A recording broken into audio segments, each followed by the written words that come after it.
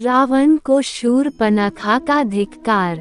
रावण के मारीच के पास से लंका लौट आने के कुछ काल पश्चात ही शूर्पणखा उसके पास आ पहुंची। शूर्पणखा राम के द्वारा तिरस्कृत होकर अत्यंत दुखी हो रही थी। उसने रावण के पास आकर क्रोध से फुफकारते हुए कहा, धिक्कार है तुम्हारे पराक्रम पर और तुम्हारे इन मंत्रियों पर। तुम अपनी विलासिता में डूबे हुए हो। तुम सब तो सुरा और सुंदरियों में व्यस्त रहते हो। हे नीतिवान रावण, क्या अब मुझे तुमको ये भी बताना पड़ेगा कि समय पर उचित कार्य न करने वाले और अपने देश की रक्षा के प्रति असावधान रहने वाले राजा के राज्य के नष्ट हो जाने में क्षण मात्र भी देर नहीं लगती। तुम्हें ज्ञात होना चाहिए कि वृक्ष से गिरे हुए पत्ते और राज्य से च्युत राजा का कोई मूल्य नहीं होता। प्रजा उसी राजा की पूजा करती है जो स्थूल आँखों से सोता है किंतु नीति की आँखों से जागता है, जिसका क्रोध प्रलयंकर और प्रसन्नता सुखदायिनी है। जिस राजा के गुप्तचर सक्रिय और सतर्क नहीं रहते वह राज्य करने योग्य नहीं होता। तुम्हारे गुप्तचर तो मूर्ख, अयोग्य और आलसी हैं। तुम्हारी बुद्धि दूषित है और मंत्री भी सर्वथा अयोग्य हैं। उन्हें अभी तक ये पता नहीं कि उनके राज्य दंडकारण्य में कितनी भयंकर घटना घट चुकी है। मेरे वीर भ्राताओं, खर दूषण का 14 सहस्त्र राक्षसों सहित संहार हो चुका है। जो ऋषि मुनि कल तुम्हारे नाम से थर थर कांपते थे वे आज सिर उठाकर निर्भय हो घूम रहे हैं। तुम तो राम द्वारा किए गए भीषण हत्याकांड से अभी तक अपरिचित हो। शूर्पणखा के कटु वचनों से कुपित होकर रावण बोला, शूर्पणखे, मुझे बताओ कि राम कौन है, उसका बल और पराक्रम कितना है, दुष्कर दंडकवन में उसने किस लिए प्रवेश किया है, उसके पास ऐसा कौन सा अस्त्र है जिससे उसने खर, दूषण और त्रिशिरा का सेना सहित संहार कर दिया। उसने तुझ जैसी सुंदर अंगों वाली को क्यों कुरूप बना दिया। रावण के प्रश्नों का उत्तर देते हुए शूर्पणखा ने कहा, है भाई, महाबली राम अयोध्या नरेश दशरथ के पुत्र हैं। वे अत्यंत निपुण धनुर्धारी हैं।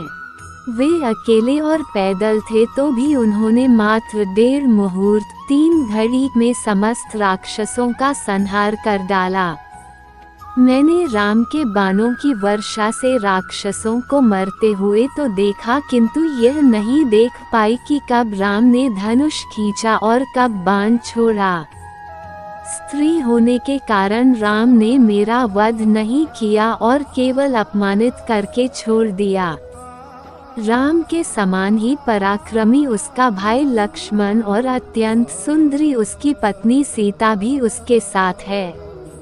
इस भूतल पर मैंने आज तक सीता के समान रूपवती अन्य कोई स्त्री नहीं देखा है।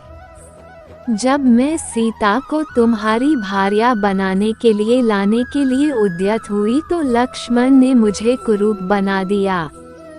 सीता तुम्हारी ही भार्या बनने योग्य है, अतः तुम उसे शीघ्रातिशीघ्र हर लाओ।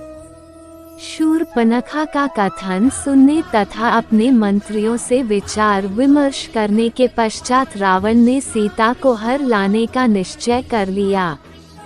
तत्काल उसने अपना रथ तैयार करवाया और उस पर सवार हो अपने मित्र मारीच के पास पहुंच गया।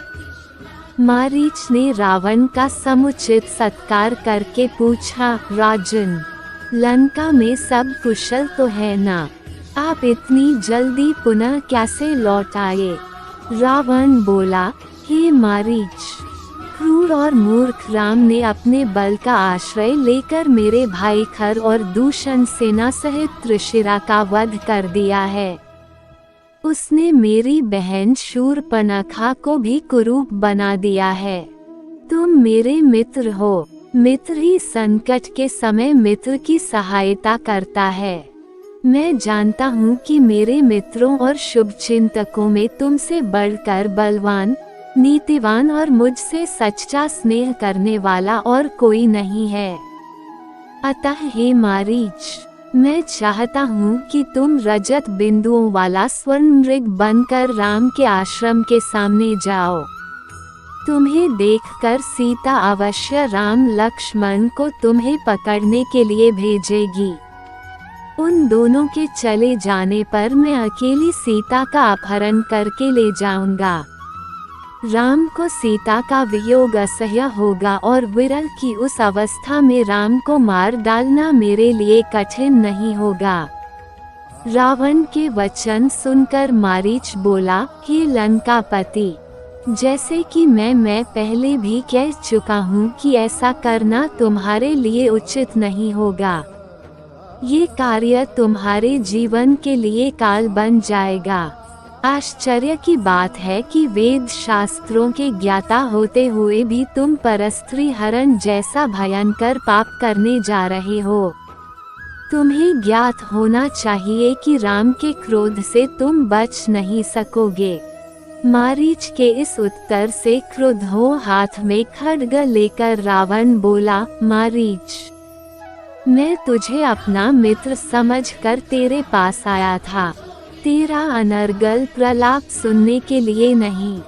तेरी कायरतापूर्ण युक्तियों को सुनकर मैं अपना विचार नहीं बदल सकता। सीता का हरण मैं अवश्य ही करूँगा और तू मेरे आज्ञा का पालन भी करेगा। यदि तू मेरी आज्ञा मानकर मेरे इस कार्य में सहायता नहीं करेगा तो राम लक्ष्मण से पहले मैं तेरा वध करूँगा। रावण के क्रोध से भयभीत होकर मारीच ने अपनी सहमति दे दी। उसकी सहमति से प्रसन्न होकर रावण बोला, अब सिद्ध हो गया कि तू मेरा परम मित्र है। रावण उसे लेकर दंडक वन में पहुंच राम के आश्रम की खोज करने लगा। जब आश्रम मिल गया तो मारीच ने रावण के निर्देशानुसार मृग का रूप धारण किया और आश्रम के निकट विचरण करने लगा। इस अद्भुत स्वर्णिम मृग की शोभा देखकर सीता आश्चर्यचकित रह गई और विस्मित होकर उसके पास पहुंची। मायावी मारीच ने अपनी मृग सुलभ क्रीड़ाओं से सीता का मन मुग्ध कर लिया।